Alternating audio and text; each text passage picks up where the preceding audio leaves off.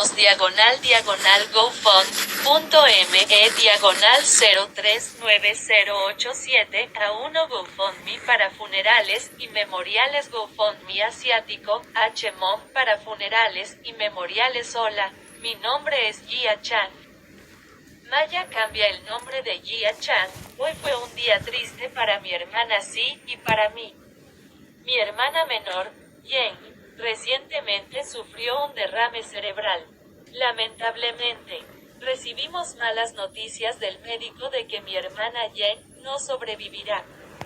Yen tenía solo 27 años.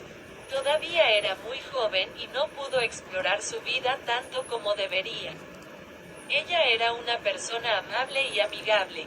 Ella era mi mejor amiga.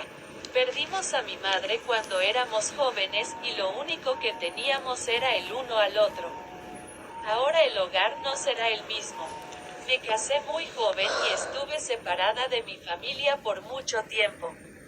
Perdimos a mi madre, en blanco, hace años. Mi padre no estaba en la foto. Mi hermano saltaba de casa en casa. Pasaron por un camino difícil mientras crecían. Finalmente, mis dos hermanas menores pudieron encontrarme, contactarme a través de las redes sociales y se mudaron una vez que se convirtieron en adultas. Volvimos a ser una familia.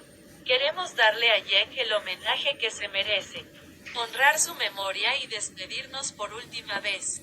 Actualmente estoy solicitando donaciones para ayudar a cubrir los costos del funeral de Yen. Estamos absolutamente devastados por su fallecimiento y estamos luchando por encontrar los fondos. Por favor, ayuda si puedes hacerlo. Estamos muy agradecidos por cualquier cantidad de dólares donada durante este momento difícil. Maya Rensei Mi Gia Chan.